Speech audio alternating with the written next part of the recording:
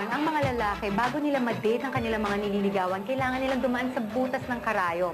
Or sabi nga nila, kung di mo madaan sa santong dasalan, daanin mo sa santong paspasan. But how do you do it nowadays? Daanin mo sa santong paspasan, but the modern and legitimate way. Do it the speed dating way. Get it, guys? The clock is ticking. Are you ready? Set? Date! Time starts now for speed dating.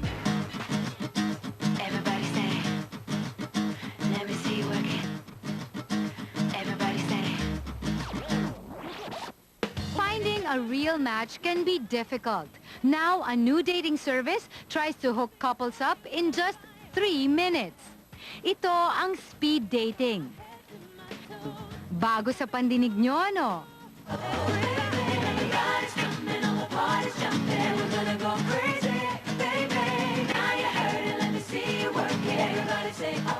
We found it on the web, and then we knew it was pretty much out there already since the 1990s. And then we knew something was working somewhere in Singapore, and then we decided as a group to bring it here. Ganito ang mechanics ng speed dating. An equal number of single men and women gather in one place. Each one gets to talk to the member of the opposite sex for just 3 minutes each. Each serial dater is given a name tag, a number, and a card with sample questions for each day para pwede silang mag-take down ng notes tungkol sa taong nakikilala nila. Halfway through the dating, may konting break for refreshments at para makimingle sa iba. At the end of the night, after all the singles have met all the other singles, they submit the card with notes on whom they find interesting. If 2 people check each other's name, the organizer will send the contact info to both people so they can set a regular date. So no cell phones allowed when the date is ongoing.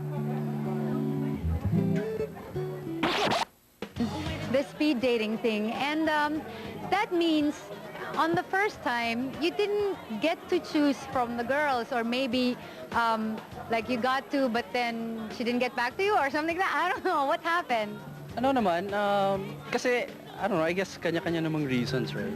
So, for me, I just you're not pressured naman to, I didn't have a lot of expectations. I just came here to meet people.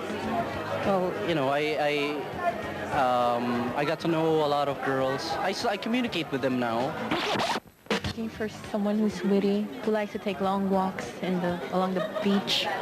No, someone with a sense of humor. Yeah, witty, smart. So, cute is not a bad bonus. And do you think you'll find him in 3 minutes of talking with a guy? He'll find me. Baka ito na ang sagot para makilala nyo ang ideal guy or girl nyo.